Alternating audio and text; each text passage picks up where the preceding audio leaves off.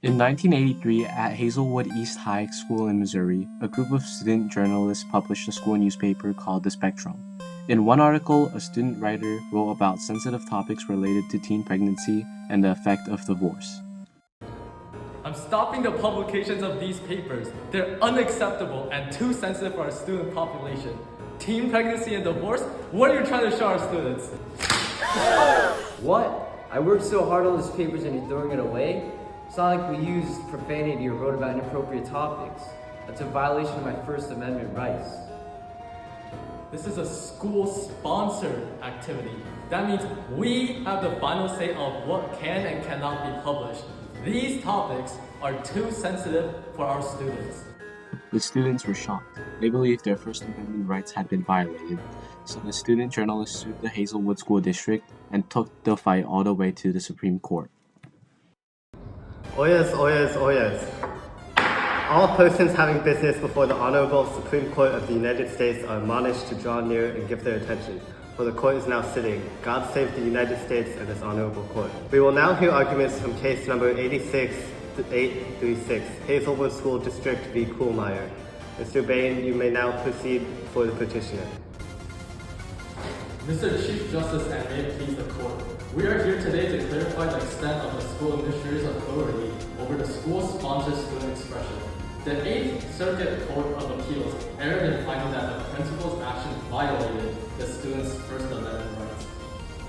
A school newspaper, particularly one produced as part of a journalism curriculum, is not a public forum for unlimited student expression.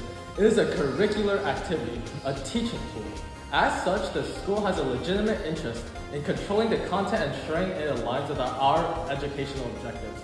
The principal's decision to remove the articles was not arbitrary or an act of censorship. It was a reasonable exercise of his authority to protect student privacy, maintain journalistic standards, and prevent disruption of an appearance of school endorsement of inappropriate material.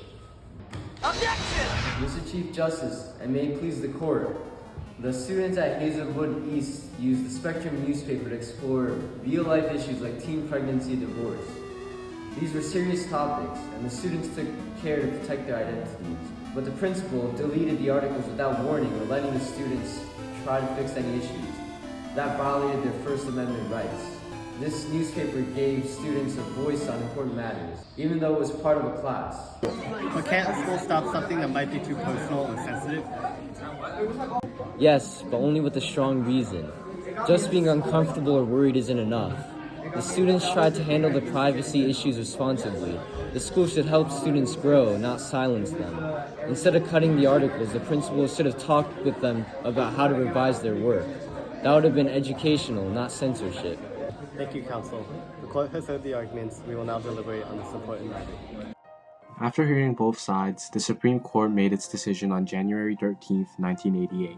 In a 5-3 vote, the court ruled in favor of the Hazelwood School District. This decision made it clear that students' free speech can be limited in school-sponsored activities, especially if school officials have a valid reason. Hazelwood versus Kuhlmeyer changed the rules for student journalism and showed that First Amendment rights in schools are not limited.